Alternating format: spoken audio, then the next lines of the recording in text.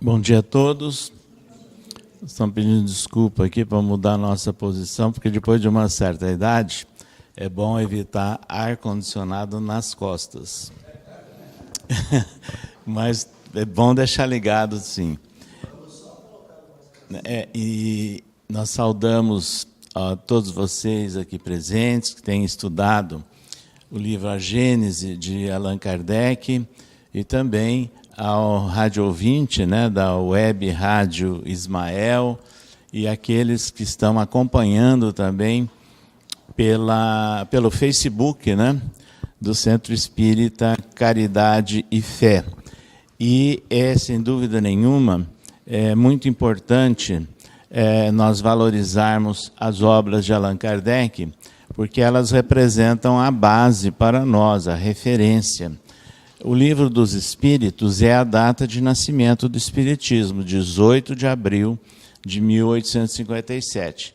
E Allan Kardec foi desdobrando as partes principais do Livro dos Espíritos em outras obras. Assim, quando ele lança em 1861 o Livro dos Médiuns, ele estava entrando em detalhes da segunda grande parte do Livro dos Espíritos, que fala do mundo espiritual. Enquanto no Livro dos Espíritos ele falava de generalidades, né, de princípios gerais, sobre o intercâmbio entre os espíritos encarnados e os encarnados, no Livro dos Médiuns ele entra no detalhe, na orientação sobre a prática mediúnica.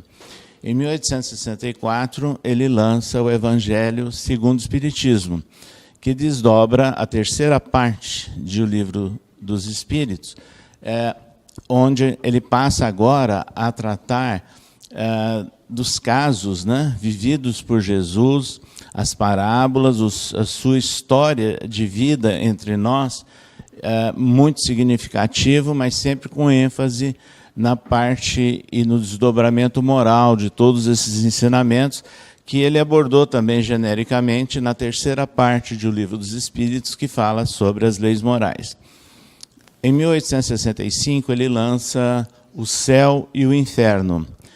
O Céu e o Inferno é uma obra inédita, muito interessante, porque ele estuda histórias de vida na relação da vida encarnada e desencarnada dos espíritos comunicantes na Sociedade Parisiense de Estudos Espíritas. Então, ele trata de estados de alma, e isso ele desdobra a última parte do Livro dos Espíritos, que fala das esperanças e consolações. E, finalmente, ele lança, no dia 6 de janeiro do ano de 1868, o livro A Gênese, que ele vem, na verdade, complementar todos os demais e dar ênfase, principalmente na primeira parte do Livro dos Espíritos, e esse livro, que infelizmente é o menos conhecido por nós espíritas, ele tem um grande valor, principalmente na época em que nós estamos vivendo. Para vocês entenderem, né, o contexto em que ele foi lançado, é bom nós lembrarmos que, à época de Kardec, havia na França uma polêmica e uma disputa muito grande entre aqueles que defendiam o Estado laico, né, que havia sido definido após a Revolução Francesa, e aqueles que queriam retomar, na verdade, uma primazia de uma ou outra religião. Muito embora já existisse na França de meados do século XIX um contingente enorme de protestantes, das igrejas reformadas, mas mesmo assim havia muita disputa. E nós vivíamos, aliás, Allan Kardec viveu no período em que o Papa era muito conservador. Era muito conservador. E esse Papa criou, evidentemente, alguns problemas ali naquela época, né? Tanto que as obras de Allan Kardec foram colocadas no Index Prohibitorum, e havia sermões nas igrejas contra as obras de Kardec e a divulgação da mensagem espírita que estava surgindo. E é interessante que ele preparava o livro A Gênese com um objetivo completamente diferente das demais obras. Porque enquanto um dava o aspecto filosófico, outro a parte prática, né, nos centros espíritas, a exemplificação da religiosidade, né, no contexto moral, as consequências para a imortalidade da alma, em A Gênese ele divide em 3 grandes partes. A Gênese propriamente dita, os milagres de Jesus e as predições. Então ele passa a dar um relacionamento entre o conhecimento, o raciocínio científico e a religião. Isso era absolutamente inovador naquela época. É interessante nós assinalarmos que o Espírito São Luís, quando Allan Kardec lança a Gênese, ele escreve uma mensagem através de uma médium, exaltando esse papel de A Gênese, que ele rompia com aquela tradição do passado, em que as religiões tratavam apenas das questões miraculosas, e que ele passava, portanto, a Gênese a relacionar com o conhecimento científico, e que isso daria início a uma nova era, né, para a humanidade. Essa mensagem de São Luís, ela foi publicada na Revista Espírita por Allan Kardec no mês seguinte, fevereiro do ano de 1868. Então, é esse o conteúdo, né, e a importância, sinteticamente falando, do livro A Gênese. Mas há alguns aspectos históricos aqui da época que nós temos que trazer à tona também. Porque, infelizmente, nós tivemos uma defasagem muito grande do conhecimento real histórico dos primeiros passos do Espiritismo na França e a sua relação com outros países, inclusive com o nosso Brasil. Allan Kardec, ele, para publicar qualquer obra, ele tinha que seguir um trâmite legal que era exigido. Ele, embora fosse amigo, ele viveu no período do imperador Napoleão III, que era um estado de exceção. Napoleão III vivia num ambiente em que muitas vezes ele era alvo de atentados ou tentativas de atentados, e nessas condições havia um ambiente de grande controle, de censura, semelhante àquilo que vocês não conheceram aqui no Brasil, mas já existiu, que é o chamado estado de sítio. Então, para se publicar um livro na França naquela época, ele tinha que apresentar os originais ao Ministério do Interior, que era a censura. Depois que o Ministério do Interior autorizasse, então ele encaminhava, depositava o original na Biblioteca Imperial, que hoje se chama Biblioteca Nacional da França.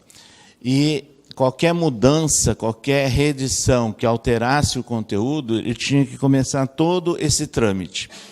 Então, Allan Kardec deu entrada em dezembro de 1867, com os originais de A Gênese, que foram aprovados, e ele lança no dia 6 de janeiro de 1868. Em fevereiro, um mês depois, ele já tem uma segunda edição. Em abril, uma terceira edição. Vejo, então, que havia interesse pelo livro. E no mês de fevereiro do ano de 1869, 40 dias antes da desencarnação dele, ele lança a quarta edição.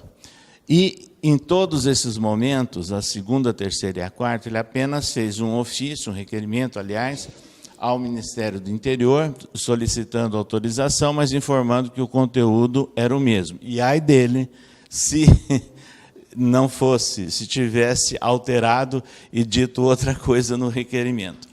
Então, as 4 edições que foram feitas à época em que Allan Kardec estava encarnado, são momentos, né, que demonstram o conteúdo real da obra A Gênese. Acontece que, não sei se vocês sabem, que Allan Kardec passou por muitos problemas dentro da Sociedade Parisiense de Estudos Espíritas. ele sofreu oposição, pensou em renunciar e se afastar da sociedade e continuar com o trabalho dos livros. Havia um ambiente assim não homogêneo, de não compreensão da importância daqueles instantes em que estava nascendo a doutrina espírita. E é natural, né? Porque aquilo era um início, né? As pessoas mal conheciam o espiritismo. Alguns tinham conhecido o magnetismo, outros fenômenos, vieram de outras religiões, vários com interesses políticos, inclusive, né? Contra e a favor do imperador Napoleão III, alguns exilados, inclusive. Então, era um ambiente bastante heterogêneo. Quando ele desencarna, resolveram fundar a chamada Sociedade Anônima para a divulgação das obras de Allan Kardec. Sociedade anônima, ou seja, você tem cotistas, né, sócios, que têm uma parcela de investimento na sociedade anônima. E que vários daqueles, né, membros da sociedade assumiram esse compromisso. Essa sociedade, ela começou bem no começo, porém, ela começou depois a cometer alguns enganos. Entre os enganos foi de deixar de lado a viúva, Allan Kardec, Amélie Boudet, que sofreu muito com isso. E que ela, que havia doado, né, todos os documentos de Allan Kardec, bens dela e de Allan Kardec, porque ela é herdeira de muita coisa, não Allan Kardec, né? Ela era originária de uma família de aristocratas, e Kardec não. Então, é interessante que ela doou muita coisa, e ela ficou alijada de todo esse processo, bastante magoada com isso. Isso é registrado em alguns livros, que, infelizmente, só vieram a ser traduzidos e divulgados no Brasil numa edição digital ano passado, que se trata do livro Luz Acima, da amiga de Amélie Boudet, Berthe Fropot, que era amiga de Kardec e vizinha, amiga e protetora de Amélie Boudet enquanto viúva. E elas sofreram bastante com toda essa situação. E chegou no momento auge, vamos assim dizer, quando esses dirigentes dessas sociedades resolveram queimar documentos e papéis de Allan Kardec e de Amélie Boudet, achando que não teriam valor para o futuro. Isso está registrado, não é uma hipótese, é fato concreto registrado, que não era divulgado aqui no Brasil. E os fatos continuaram a acontecer. De repente, a Revista Espírita, que Allan Kardec fundou, que nós citamos há pouco, inclusive, publicando aí uma mensagem do Espírito São Luís, também começou a sofrer alterações editoriais. Em vez de divulgar única e exclusivamente as obras de Allan Kardec, passou a divulgar outras obras mediúnicas de interpretação evangélicas, porém não coerentes com o pensamento e a indicação de Allan Kardec, obras ligadas ao esoterismo e várias outras.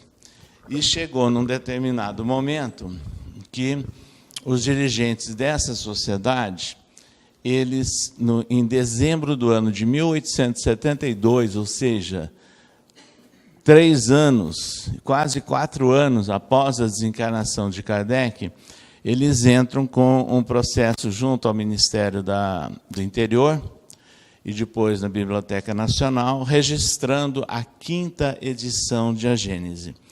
Na 5ª edição de A Gênese, tem uma informação que ela foi revisada, ampliada e atualizada. Até aí, tudo bem.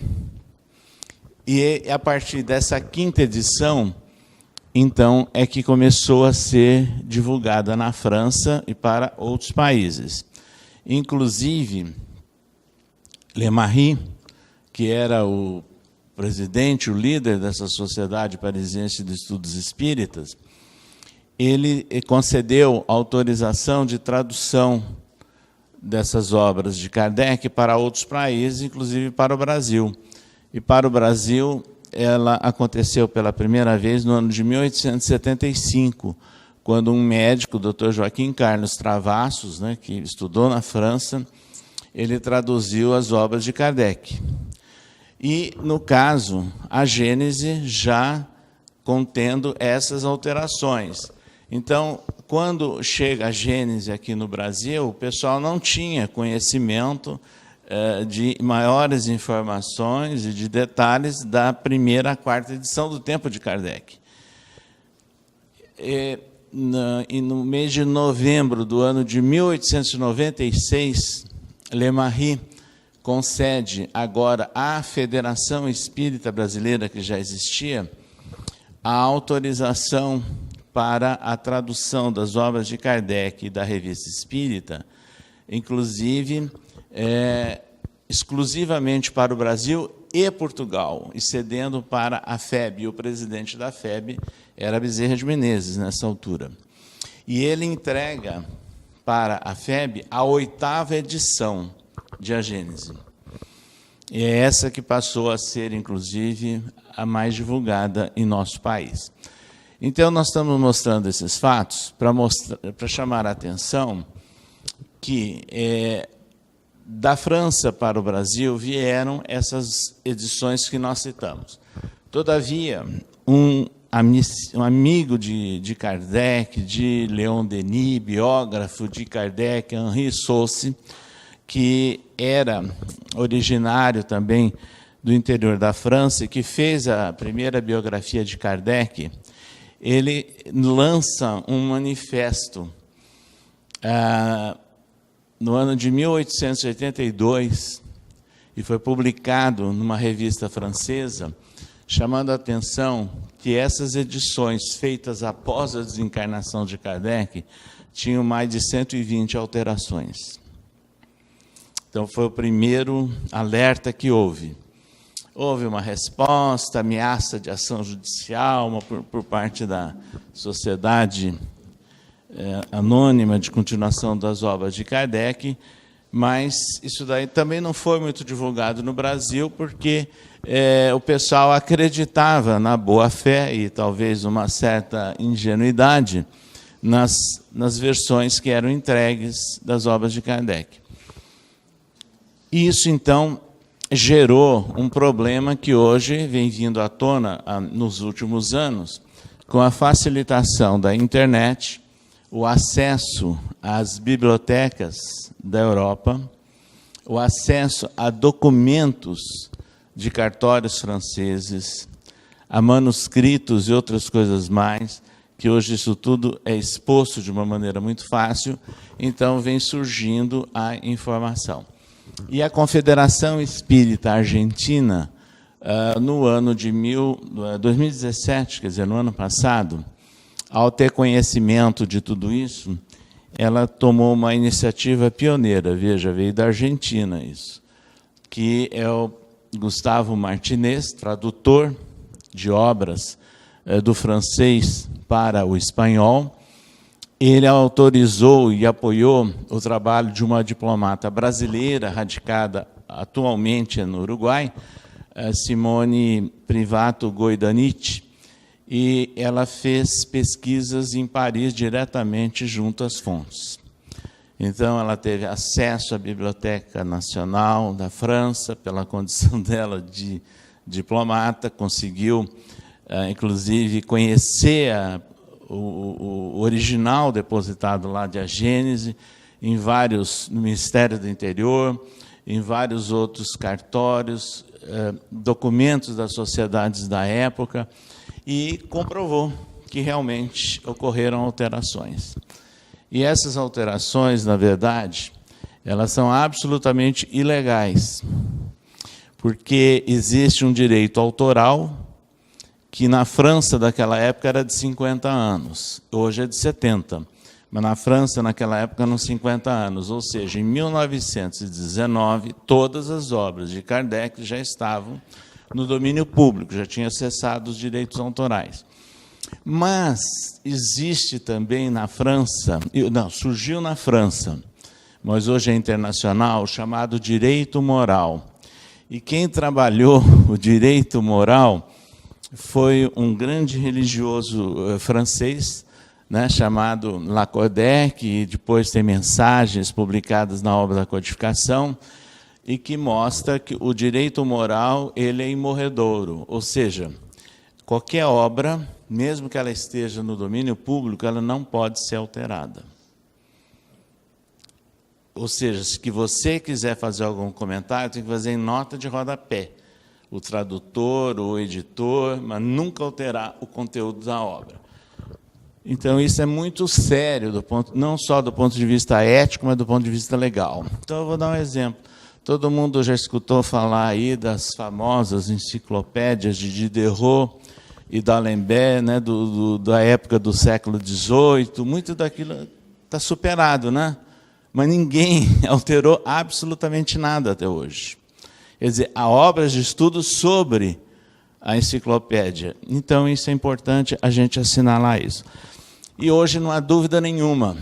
A questão é que muitos defendem a chamada obra traduzida para o Brasil com adulterações de A Gênese, porque tem outros interesses, ou interesse comercial e não perder a edição, ou interesse na adulteração que foi feita, porque ela favorece ou enfraquece as postulações relacionadas na relação entre espiritismo e obras mediúnicas que tratam da natureza do Cristo, numa interpretação que não é espírita e não é kardeciana. Então, isso é muito importante a gente ter isso. Então, em função dessa situação, houve a iniciativa da USE de São Paulo, em março desse ano, né? Março desse ano, convidou a Simoni para um grande seminário, que foi feito, gravado, divulgado. Ela publicou o livro dela, Legado de Allan Kardec, onde ela relata e mostra toda a documentação do que nós estamos citando. Então, não é uma obra de hipótese, é uma obra documentada. E a Fundação Espírita André Luiz de São Paulo providenciou a tradução da primeira edição de A Gênese, que lançou em maio deste ano, que é essa daqui. E no Brasil, no momento, só há 2 editoras que publicam a primeira edição de Allan Kardec de A Gênese, a Fundação Espírita André Luiz e o Centro Espírita Leon Denis, do Rio de Janeiro.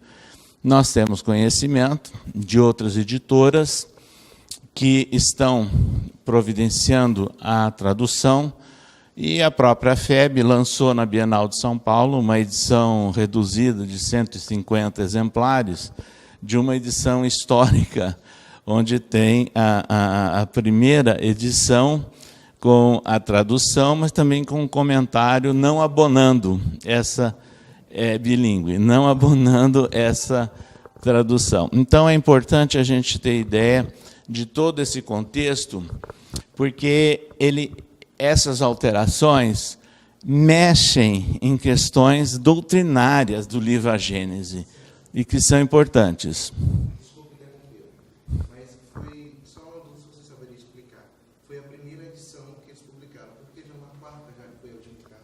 Eram iguais. Primeira, segunda, terceira e quarta eram iguais. Era só para aumentar a tiragem, né? Mas eram iguais. A partir da quinta francesa é que houve alteração. Então, agora chegando na obra propriamente dita, que é muito significativa para nós, Allan Kardec ele coloca na sua primeira parte, né, no capítulo que fala exatamente do caráter da revelação espírita, ele faz colocações que são fundamentais para nós.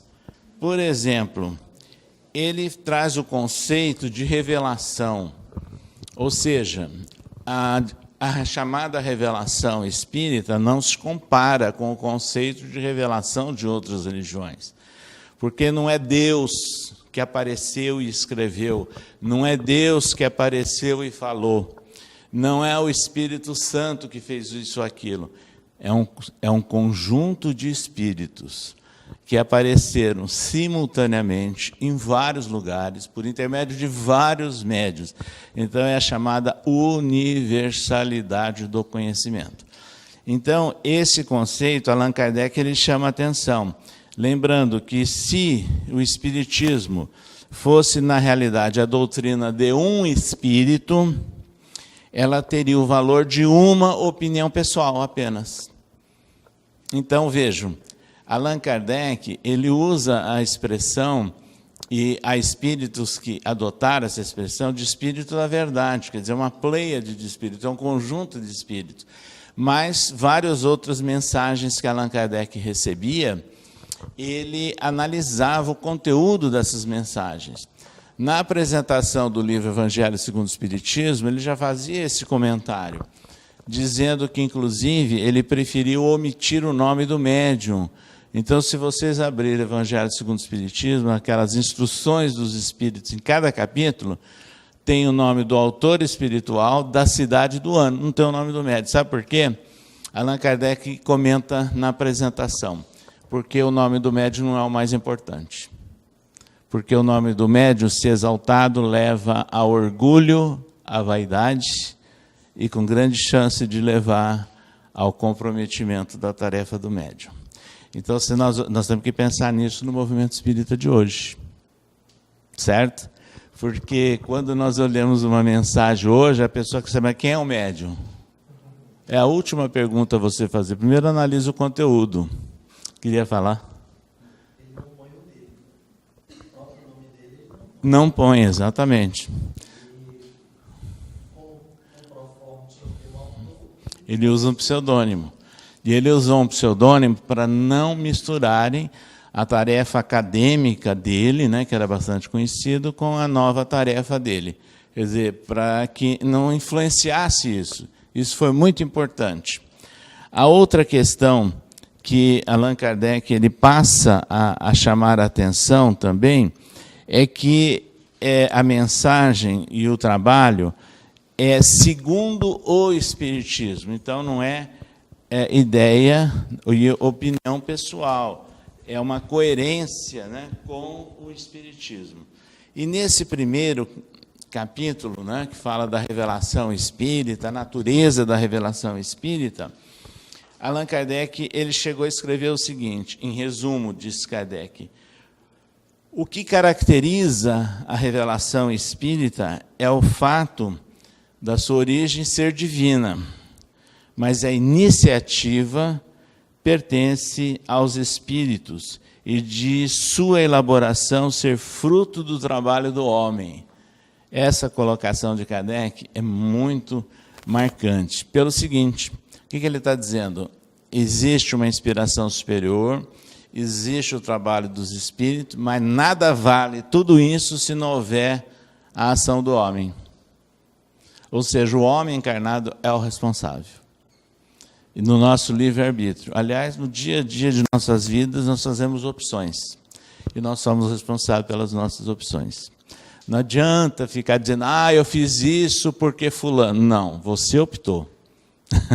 Sempre existe mais de um caminho, a opção é sua. E o Espiritismo deixa claro, nós somos responsáveis pelas nossas opções. Então, isso é importante para a gente meditar, porque tem muita gente no movimento espírita que usa de uma falsa interpretação. Eu não valho nada, o importante são os espíritos. Não é verdade. Os espíritos podem estar aqui rindo conosco, chorando conosco, mas se nós não tomarmos uma posição, nada acontece. Então, é essa a posição de Allan Kardec, que era defendida também por Leon Denis, e que ele escreveu isso nos seus livros. Pois bem, continuando com o livro, a Gênese, nessa parte inicial da natureza da revelação espírita, há muitos outros aspectos aqui que nós poderíamos chamar a atenção, mas um deles é o seguinte: quando Allan Kardec escreveu que, se um dia a ciência demonstrar que o Espiritismo está errado em um ponto, ele se voltará sobre esse ponto. Então, isso também mostra a progressividade da compreensão do homem e do desenvolvimento da ciência e a coerência com essas informações espirituais. Se Allan Kardec tivesse escrito com detalhes, ele teria errado. Se nós pegarmos o Livro dos Espíritos, por exemplo, vocês podem prestar atenção. Ele não usa a palavra espírito e matéria. Se ele tivesse feito, ele teria errado. Sabe por quê? A ciência demonstrou logo depois que o conceito de matéria nossa é uma forma de energia coagulada, não deixa de ser energia. E a nossa energia não deixa de ser partículas de ordem material também, embora que fujam à compreensão fácil nossa. Então, a partir disso, nós vamos encontrar no Livro dos Espíritos a sobrevivência dos conceitos tratados por Allan Kardec e não superados face ao conhecimento da ciência. Então, isso é muito importante para que a gente lembre do cuidado e da inspiração superior que Allan Kardec teve ao redigir as suas obras, e notadamente a Gênese. Aí ele entra no capítulo 2, falando de Deus, e ele chama atenção sobre a providência divina, que ele chama essa providência divina como uma ação providencial, uma solicitude superior. E é através disso que nós podemos buscar uma melhor compreensão de Deus, porque nós temos dificuldade para definir e compreender Deus. Mas ele já o fazia dessa maneira, né, nesse capítulo inicial.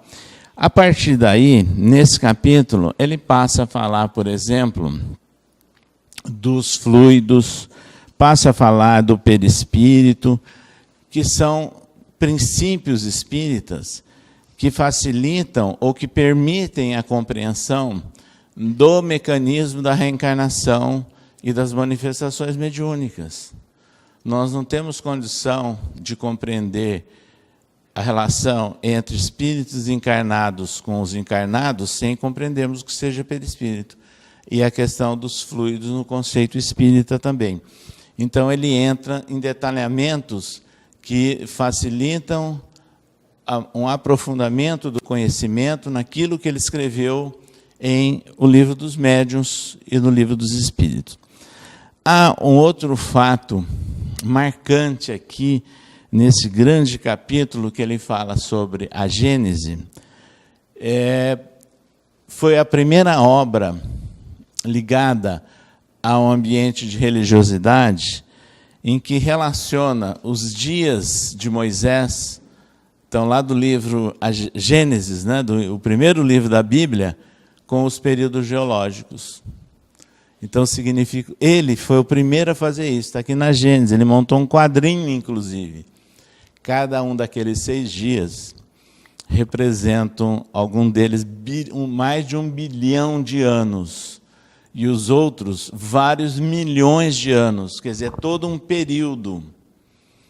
Então, ele mostra a relação e a valorização do conhecimento científico que já se fazia no século XIX, inclusive da origem e da evolução do homem, que era recente, com Darwin e Wallace na Inglaterra, ambos contemporâneos de Kardec, para que a gente possa entender aquilo que simbolicamente foi escrito no livro Gênesis de Moisés.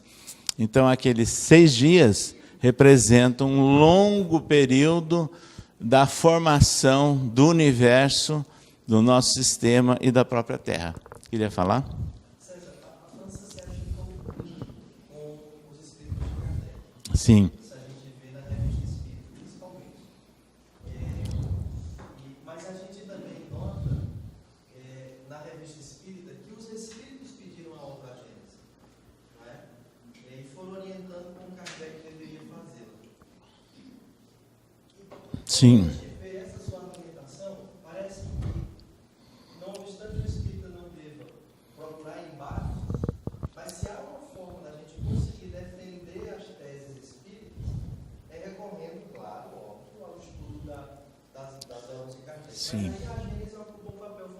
central. Sim. A leitura e a compreensão dessa obra, ela abre a nossa mente, ao mesmo tempo nos fundamenta melhor, porque convém dizer que Kardec, durante muito tempo, foi um estudioso do magnetismo. Foi. Então ele conseguiu ali reunir vários elementos de informação, mas trazendo um conteúdo novo que era para a relação espírita. Isso. E Allan Kardec, eu diria que era um homem à frente de seu tempo. Ele é extremamente culto, com grande experiência, né, na área da educação e na área da ciência. Lembrando, na formação dele, ele estudou com Pestalozzi, né, que foi um grande educador suíço, né, do lado alemão, e que ele trabalhou questões de relação do conhecimento da natureza, né, da ciência, com o conhecimento em geral, a filosofia. Então, Allan Kardec, aquilo não era chamado uma faculdade naquela época.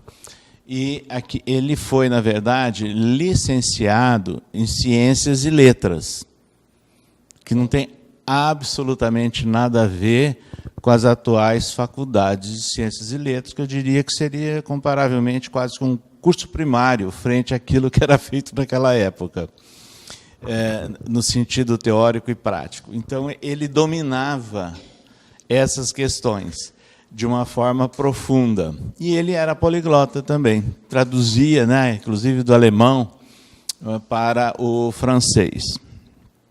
Então, quando ele fala dos 6 dias bíblicos, nós vamos entender, então, os 6 grandes períodos geológicos da formação do nosso planeta até o aparecimento do homem. E o 7º dia, né, que é simbolicamente chamado de descanso, e muita gente acha que está descansando até hoje, que parece que estão aqui encarnados em férias e a passeio, sem maior compromisso, né? E esquecendo que são espíritos imortais. Então, nós vamos agora chamar a atenção que, depois disso, dessas questões mais básicas, Allan Kardec entra na segunda parte, que fala dos milagres do Evangelho. Esse capítulo é muito importante, porque é o capítulo que Allan Kardec dedica ao estudo dos milagres de Jesus. A interpretação espírita dos milagres de Jesus é frontalmente diferente de todas as religiões cristãs. Sabe por quê? O Espiritismo parte do princípio que não existe milagre. Porque milagre é derrogação da lei da natureza. As leis da natureza não podem, não são derrogadas. Nós podemos utilizar as leis da natureza quanto mais conhecimento nós tivermos. Por exemplo, aqui nessa sala que nós estamos sendo bombardeados de várias formas de energia, né? De várias formas de vibração, e que podem ser expressos por sinais de rádio, sinais de telefone, sinais de TV, raios, né, oriundos do próprio Sol e muitas outras coisas mais. Nós não vemos, mas eles existem. Entendeu? E no passado, se fizesse alguma coisa diferente, milagre. Não é. É o conhecimento dessas leis, né, da natureza. Então, é isso que é importante para nós. Então, ele passa a relatar os fatos do Evangelho, chamando a atenção que eles se enquadram, olha o que ele escreveu aqui, hein? O que Kardec escreveu, se enquadram na ordem dos fenômenos psíquicos. Isto é, que tem causa primária as faculdades e os atributos da alma humana. E a alma humana, nós encarnados, nós estamos inseridos, né, nesse conjunto de leis da própria natureza. Então, por isso que é importante nós lembrarmos dessa associação do conhecimento vindo da religião com o conhecimento adquirido pela ciência. Então, ele analisa todos os chamados milagres de Jesus, um por um, e ele não fecha a questão. Então, ele era realmente o bom senso, né, encarnado com bastante critério, bastante experiência para o uso e o registro das palavras. Por exemplo, a cada fenômeno dito milagre, ele dava 2 ou 3 possibilidades. 2 ou 3. E aí nós passamos então a compreender que Jesus, sendo, segundo o Livro dos Espíritos, o único Espírito puro e perfeito que habitou a Terra, ele conhecia essas leis. Ele sabia utilizar-se dessas leis. Essa é a diferença, essa é a questão. Então, eu comentei, inclusive, alguma dessas situações na palestra de anteontem, lá na Associação Comercial de Parnaíba, quando nós falamos da cura dos leprosos e da ressurreição. Então, está dentro dessas explicações trazidas por Allan Kardec no livro A Gênese.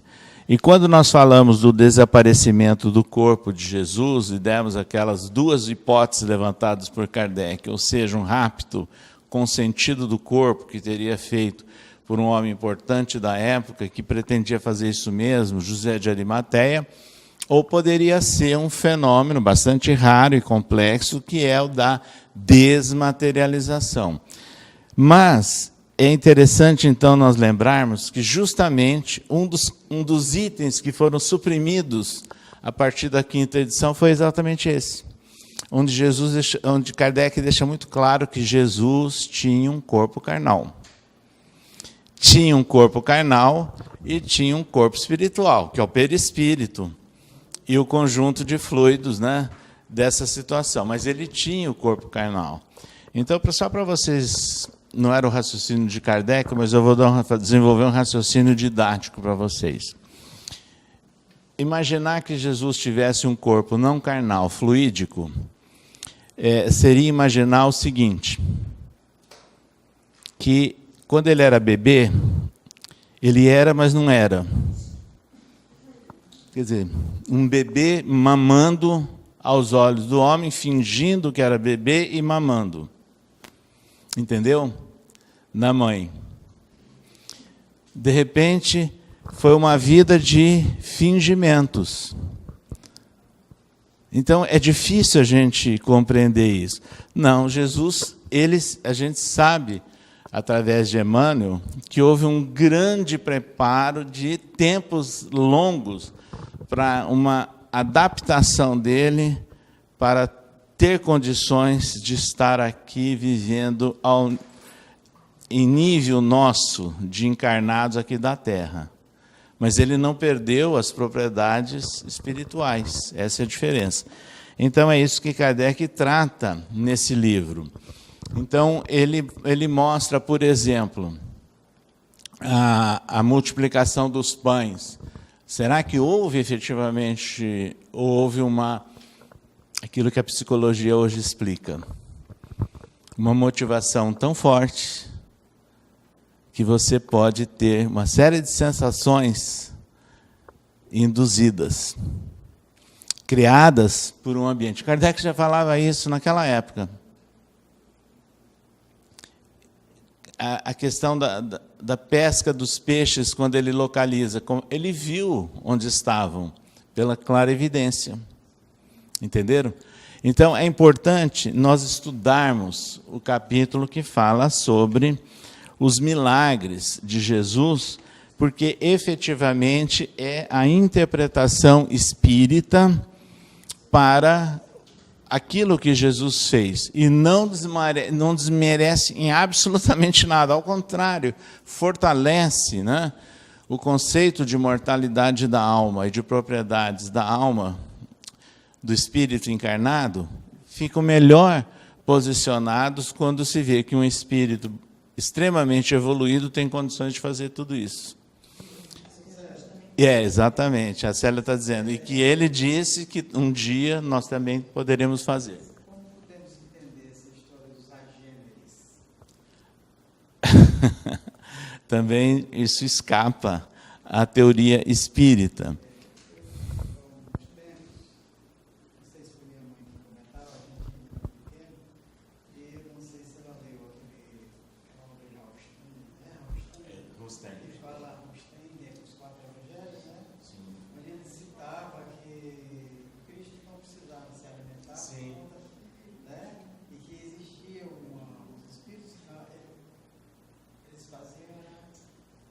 Então, é uma série de coisas que nós temos algumas pessoas que estudaram mais detidamente o Rustem e que falam que tem coisas escritas ali que são fantasiosas. Essa é uma delas.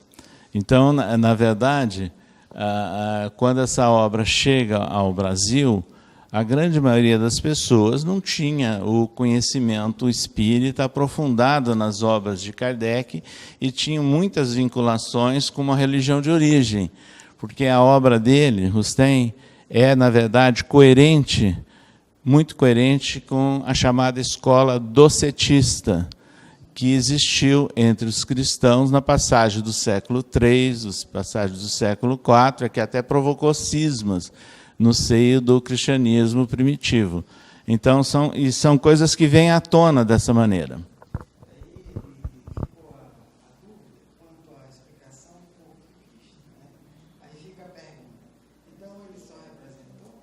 Exatamente. Se a gente levar ao pé da letra, isso, Jesus apenas representava.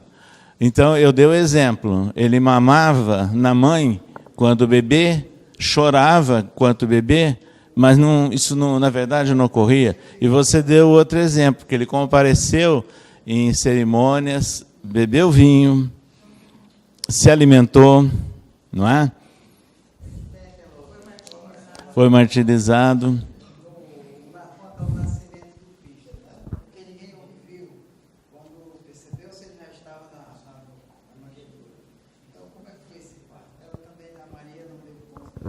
Não, isso daí era comum naquela época, como era comum aqui no interior do Brasil, até pouco tempo atrás.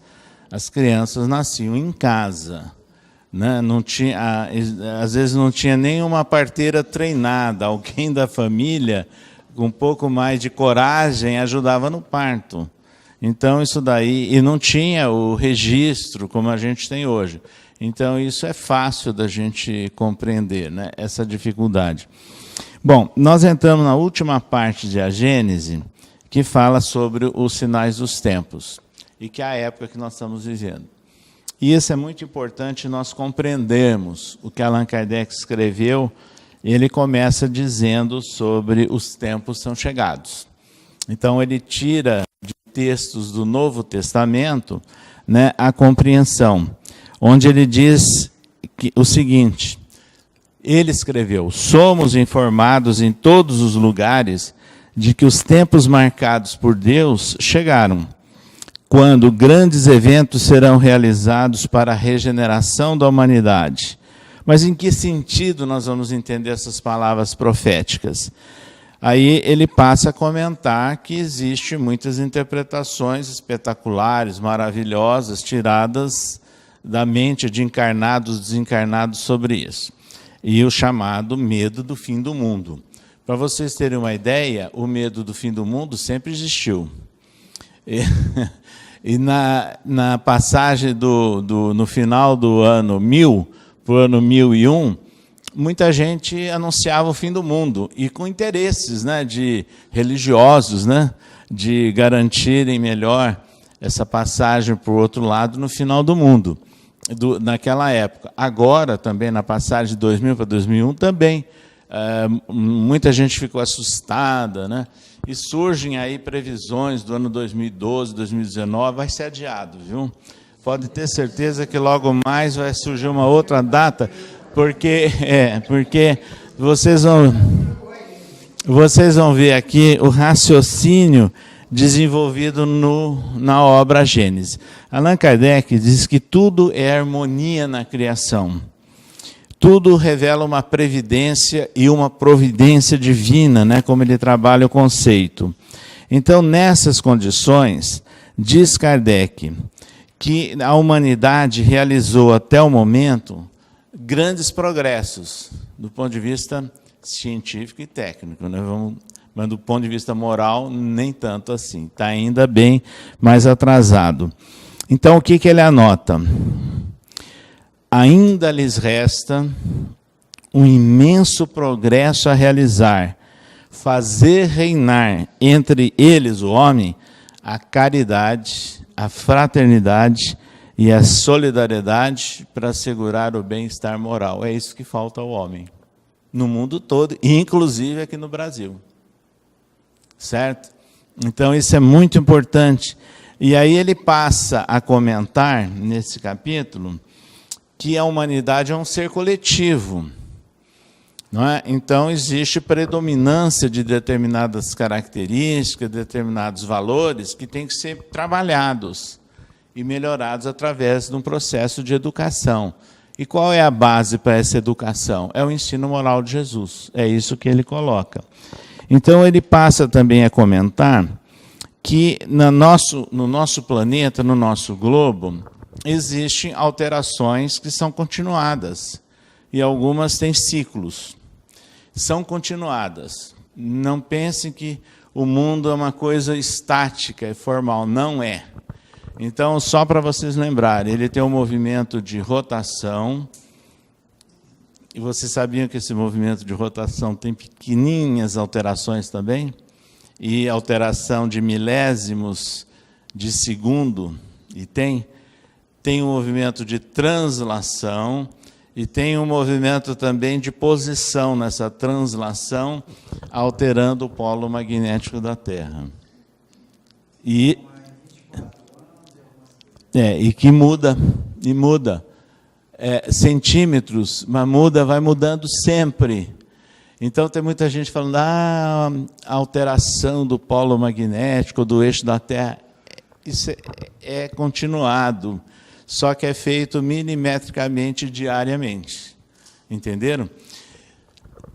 Isso é conhecido pela ciência. Nós estamos assentados, a nossa chamada terra firme não é tão firme assim, porque são placas que se movimentam. Então, aqui, por exemplo, já foi um oceano. Vocês sabem disso. O Brasil já esteve grudado na África há milhões e milhões de anos. Aqui no Piauí, na cidade de São Raimundo Nonato, tem o Museu do Homem Americano, onde uma pesquisadora francesa estudou, publicou e divulga que o homem chegou da África para cá andando em pequenas embarcações. Sabe por quê? Porque o oceano altera, de acordo com a época de congelamento e degelo, ele altera também a profundidade, altera a possibilidade de andar por cima, e isso também é cíclico. Então, vejam, nada é tão fixo como se imagina, né? E as placas continuam se movimentando, né? Quer dizer, o nosso continente americano ele vai indo mais vagarosamente para o oeste, e de repente ele tromba com uma placa que está lá naquela região do Oceano Pacífico. E quando tromba, o que acontece? Terremoto, maremoto, e há um processo aí de tsunamis, e há um processo de exaustão de muitas energias, que são os vulcões, não é? Que estão também por aí. Então, nada disso é atípico, é natural, faz parte da natureza. Só que Allan Kardec chama a atenção que isso não é o mais importante.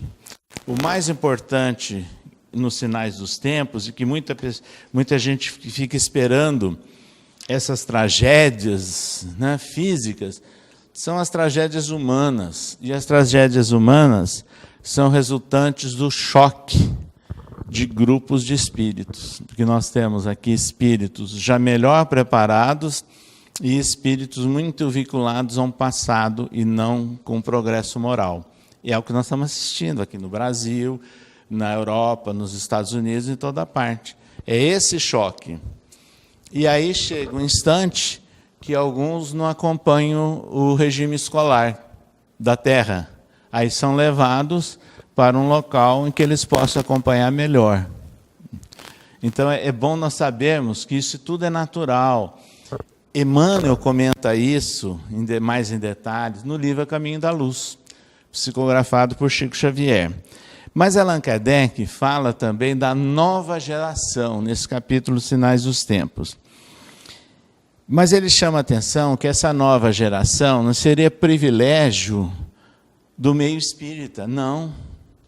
São espíritos mais preparados, mais experientes, que podem nascer, reencarnar em qualquer parte, e não necessariamente no meio espírita. Então, qual é a característica dessas criaturas? A precocidade, ou a manifestação da inteligência mais cedo, de algumas aptidões, e alguns com mais senso para a área científica, outros para a área filosófica, para a área moral, mas mostram essas formas de maior nível de evolução do que a média. Então, é a chamada nova geração. Então, a criação de uma nova ordem social no mundo, no Brasil e no mundo, depende, evidentemente, da colocação em prática de conceitos que hoje nós chamamos éticos e da prática moral que emanam dos ensinos de Jesus. É dali que vem todo o processo de melhoria. Então, Allan Kardec diz o seguinte: dizer que a humanidade está madura para a regeneração não significa que todos os indivíduos estejam no mesmo grau. Mas muitos têm por intuição o germe das ideias novas, que as circunstâncias farão desabrochar. Trazem o germe, e isso é que vai ser desenvolvido.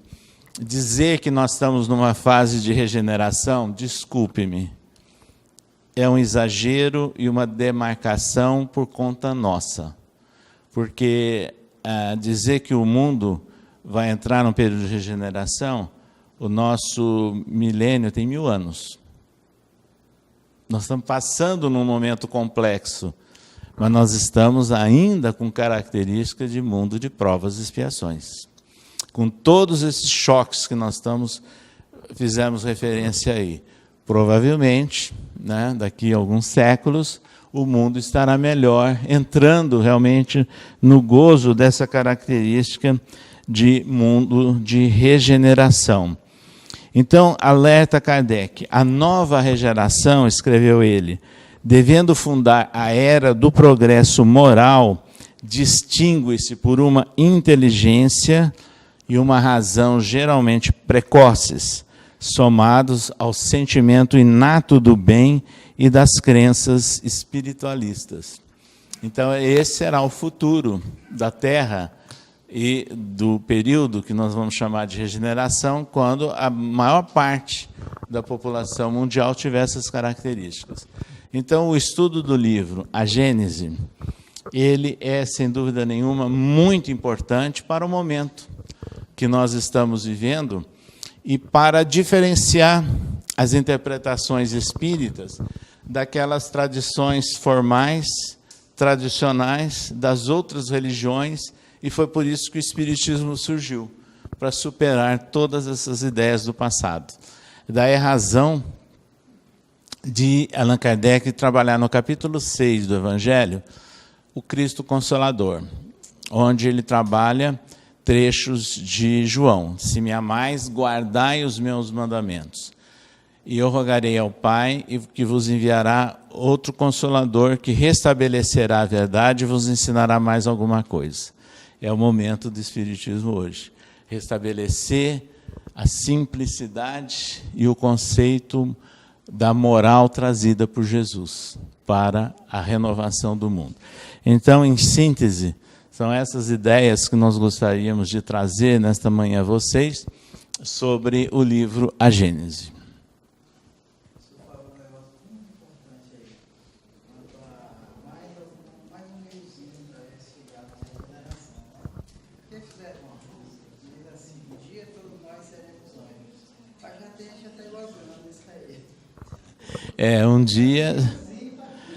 Um dia, milhões e milhões, né, de anos chegaremos aí, nessa situação. Essa é a realidade. Nossos aplausos ao Senhor.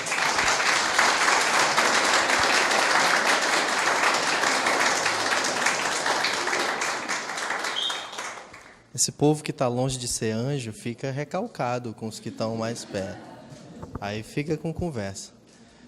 Bom, nós estamos nos instantes finais para que todos depois possamos ir à casa da Neuma, que vai nos servir um almoço hoje, né, Neuma?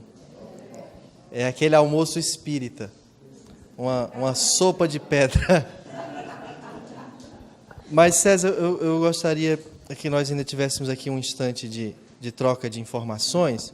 E aí eu queria começar perguntando duas questões. A primeira, diante disso que está posto, principalmente na Gênese, como é que a gente olha para aquele lado ali do Oriente Médio, aquele comportamento radical, aquelas manifestações religiosas, mesmo do povo mais antigo ali, o povo indiano? E a outra questão é, se você puder comentar, porque você escreve um livro muito bom, que é analisando ali algumas cartas de Paulo, né? Epístolas de Paulo à luz do Espiritismo. E aí, a contribuição de Paulo dentro dessa visão da nova geração, mas também do instante de transição planetária, que a gente vai encontrar vários alertas dele nesse sentido, já naquela época, trabalhando os povos cristãos para uma questão mais vinculada ao sentimento e à moralidade. Então, pedi que você faça esses dois comentários. É interessante, é um desafio, né? Então, na verdade, Paulo foi o grande divulgador da mensagem de Jesus. Foi o principal divulgador. Nós poderíamos dizer que ele foi o consolidador do cristianismo, porque ele superou uma série de limitações e tem a ver com essa questão formulada aqui pelo Samuel. A primeira questão que ele formulou é o seguinte: ele não era discípulo direto de Jesus. Ele não conheceu Jesus. Ao contrário, ele era um perseguidor de cristãos.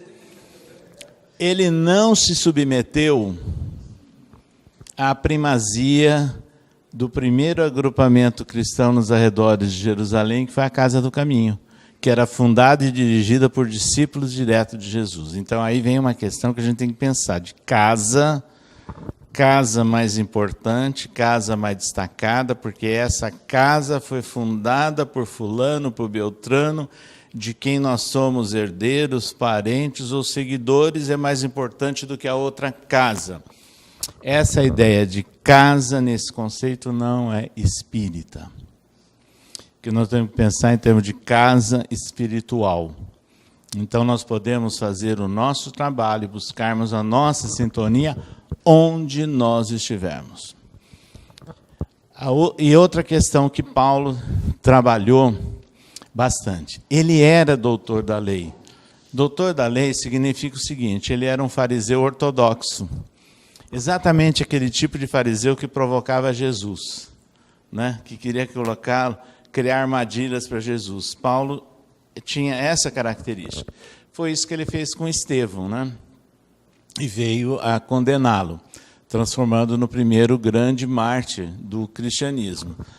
Mas Paulo não se submeteu às regras e às normas impostas pelos livros de Moisés, pelo Torá, que é a base de formação do fariseu ortodoxo. E ele escrevia nas suas epístolas que nós tínhamos que não aceitar a lei. Que lei ele estava se referindo? A lei de Moisés. Porque a lei de Moisés, nós temos livros inspirados e livros escritos para uma regra de relacionamento na época, uma lei civil, vamos assim dizer. Então, era essa característica. E aí, ele deixa claro que nós temos que superar tudo isso e não nos submetermos ao formalismo, aos rituais, né? Ao dia de cerimônia, ao dia de frequentar o templo, entenderam? Que era a prática corrente muito forte no judaísmo e que outras religiões herdaram isso. Mas ele combatia isso. E aí vem um outro detalhe. Quando ele ficou cego temporariamente, quando viu Jesus às portas de Damasco, e ele entrou em Damasco e se hospedou num local esperando o apoio que viria a ele, conforme foi informado espiritualmente, lá chega no terceiro dia Ananias. O homem queria prendê-lo. E por que Ananias chegou? Ele foi acionado espiritualmente, dizendo que fosse em busca daquele jovem, porque ele estava preparado para falar aos reis, às nações e aos judeus. E foi essa a tarefa dele, porque quando ele volta um dia na Casa do Caminho, ele não aceitou a proposta de Pedro e de Tiago, que para melhorar a relação dos seguidores de Jesus no mundo judaico, era imperioso que primeiro eles se tornassem judeus. Ou seja, passasse por todo um ritual judaico, né, de acordo com a orientação do Sinédrio. Ele, que era o doutor da lei, não aceitou isso. Rompe com eles e vai falar aos gentios, sendo, portanto, o apóstolo da gentilidade. E ele escreve nas suas epístolas, inclusive, principalmente na epístola aos Romanos, algo que seria politicamente correto naquela época, porque Roma é que dominava a região. Então, o que ele escreveu? Que a mensagem que ele trazia atendia aos judeus, aos gregos e também aos romanos. Então, não estava preso à ideia de povo eleito, de povo escolhido. Essa ideia que vem do passado, distante, de povo escolhido e de povo eleito, é que é a causa das grandes guerras e disputas em toda a história, desde aquela época e até hoje. Porque se imaginam que eles estão numa posição semelhante, aliás, acima dos demais. E isso provocou guerras, revoltas e um ódio que não desaparece. E que é de difícil solução. Então, isso é muito importante nós lembrarmos. Aquilo que está escrito também no Novo Testamento, e Emmanuel escreve nos seus livros. Na verdade, os cristãos virão de todas as partes, do Oriente e do Ocidente. Não há predileção. À vista disso, nós, brasileiros, precisamos tomar, espíritas, muito cuidado com o ufanismo do Brasil, coração do mundo, pátria do Evangelho. Desculpe-me, Humberto de Campos, porque ele já pensava assim como encarnado. E ele escreveu isso. Ele tem razão. Só que a ideia mal empregada, mal compreendida por nós aqui, pode levar à ideia de povo eleito, e nós não somos. Escolhido, não somos. E eu posso dizer isso com a maior tranquilidade, sabe por quê? Eu já viajei por todos os países da América do Sul, da América do Norte e boa parte da América Central, que são hispânicos. Eles não aceitam que falemos nesses termos. Quando no exterior nós temos que falar algo que chame a atenção de características do povo brasileiro, da implicação na adoção do conhecimento espírita e cristão, nós não podemos citar o livro Brasil, Coração do Mundo, Pátria do Evangelho. Então, no exterior, eu falava, por exemplo, do conceito de Emmanuel, no livro A Caminho da Luz, quando fala das Américas, do novo mundo, como um futuro para a nossa civilização. Então, são alguns cuidados que nós precisamos ter para evitar conflito, exatamente, para evitar o conflito e evitar o mal-estar. Então, é muito importante, hoje, nós lembrarmos que o Brasil, como ele se destacou no contexto da América do Sul, principalmente, nem todos veem isso com simpatia. Algumas nações veem isso com outros olhos, e até de um certo imperialismo. Como eles também não aceitam que levemos o espiritismo, como ele é praticado aqui, para os outros países. E aí nós temos que aprender de duas questões: adequação e flexibilidade dentro da cultura, da tradição e das condições de cada povo. É o respeito à diversidade. Então, esse é um chamamento forte, e que principalmente aqueles que andam pelo mundo afora para não terem surpresas e nem decepções, né, no meio espírita, mas sabemos como nos colocar. Exercício da humildade, exatamente. Eu acho que o Brasil ele tem uma característica de excepcionalidade, mas ao mesmo tempo de muita responsabilidade frente à obra psicográfica de Chico Xavier. São mais de 400 livros, que foi assim o começo, tem os do Divaldo, tem de Ivone Pereira. Então, quando você vai no exterior, eles chamam para ver a biblioteca. A gente imagina, né, as nossas bibliotecas cheias de livros que a gente não dá conta de ler. É uma prateleirinha com as obras da codificação, Leon Denis, Gabriel Delane, algumas obras que foram traduzidas, obras de Chico, traduzidas para a língua deles e nada mais. Aí, quando a gente vem para o Brasil e tem essa imensidão de livros, tem Emmanuel, o maior comentarista do Evangelho de Jesus de todos os tempos, para que nós possamos entender a mensagem de Jesus. Nisso está a nossa diferença. Nós temos ferramenta de trabalho e eles não têm. Então, o nosso privilégio está isso. Nós temos ferramentas, e muitas. Agora, se a gente não fizer uso dessa ferramenta para nos melhorarmos e melhorar os outros povos, nós estamos falindo. Então, nisso nós somos privilegiados. E é sobretudo, como ele falou, humildade. Né? Não, se você estudar o Evangelho de Jesus, Você vai ver. com a ferramenta deixada por Emmanuel, você não consegue ser orgulhoso.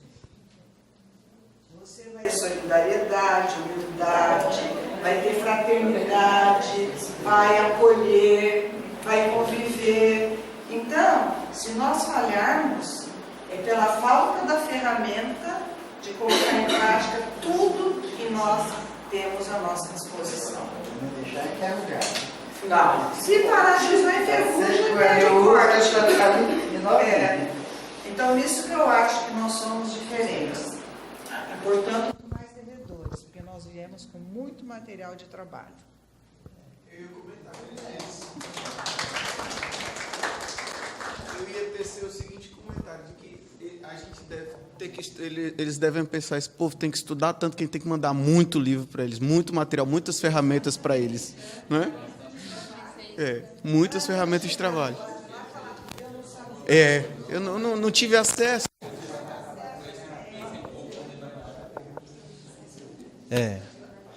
Mas não adianta livro em prateleira, não. Tem que estar na mão lendo, e esses momentos assim, a gente vir para os seminários, é importante. Valdênia. Só também dando uma contribuição, que não podemos ser apenas leitores, né? O Cristo, ele usou muito a palavra exemplificai, né? Então, se, como você colocou, é grande a nossa responsabilidade por esse grande manancial de conhecimento que ele nos possibilita, né? Mas não para sermos apenas leitores ou acumular quantidades de livros que só para encher de poeiras, né? Mas que nas pequenas linhas ou uma página que você lê, você conseguir fazer o que o Cristo nos pede, exemplificar, trabalhando essa questão que ele sempre foi, a humildade, né? O respeito, realmente, a opinião e a diversidade de cada um. Olha, o Kardec diz uma coisa muito importante dentre tantas. O progresso moral é uma decorrência do progresso intelectual. Nós precisamos ler. Nós precisamos estudar. Precisamos muito, porque é esse estudo que nos faculta a melhor compreensão das coisas. Ele começou falando que o que antes nós a tudo atribuíamos milagres, isso aqui é um milagre da ciência, se assim fôssemos dizer. Aquilo que, para nós não nos comportarmos como, com todo respeito, os nossos irmãos indígenas, que algumas tribos acreditavam que manifestações da natureza eram castigos ou bênçãos divinas, o que nós compreendemos mais tarde que não é. E os espíritas adotamos uma série de práticas estranhas, de culto e ao culto, e de relação interpessoal, justamente porque nós trazemos, como diz o Peixinho, o modelo do materialismo, dos comportamentos materialistas para dentro das instituições. E por isso nós temos dificuldade, sobretudo nas relações interpessoais. Há uma dificuldade da vivência do amor, da compreensão disso, das amizades, das aproximações, e nisso surge uma série de melindres e comportamentos equivocados, justamente pela ausência do conhecimento. Se nós formos ao conhecimento, a gente vai melhorar a parte moral logo em seguida. Eu sempre tive muita angústia de ler e falar, meu Deus, eu não entendi, eu não retive, e fico. E sem querer, assim, e essa coisa ficava na minha cabeça. Aí um dia um espírito mandou um recado. Olha, você tem muita informação, agora você precisa transformar isso em conhecimento. Aí eu fiquei meditando, porque informação a gente tem muito. Quando a gente transforma em conhecimento, isso muda a nossa maneira de enxergar as coisas e de entender. Então, aí eu parei, né? Falei, bom, tudo que eu vou ler, eu falo, será que eu só estou me informando ou eu preciso conhecer isso?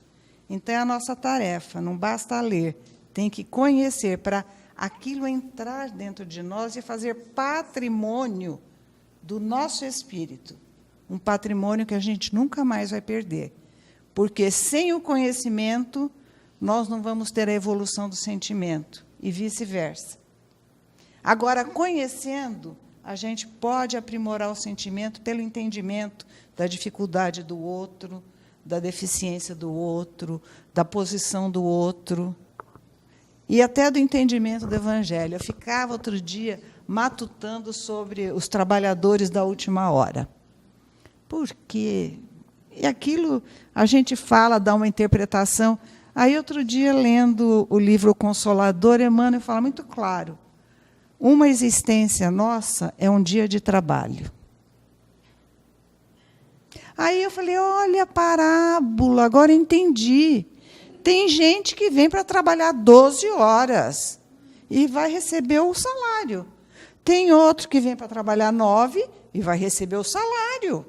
Outro vem para trabalhar 6, vai receber o mesmo salário. O outro 3 e o outro 1 hora. Cada um cumpriu com o que precisava naquele dia de trabalho. Aí a parábola ficou tão clara para mim, e eu falei, ai, que coisa boa, me deu uma tranquilidade, porque era uma parábola que ficava na minha cabeça. Então, o conhecimento, quando você vai lendo, você vai encaixando as peças. E eu descobri isso me preparando para vir para cá.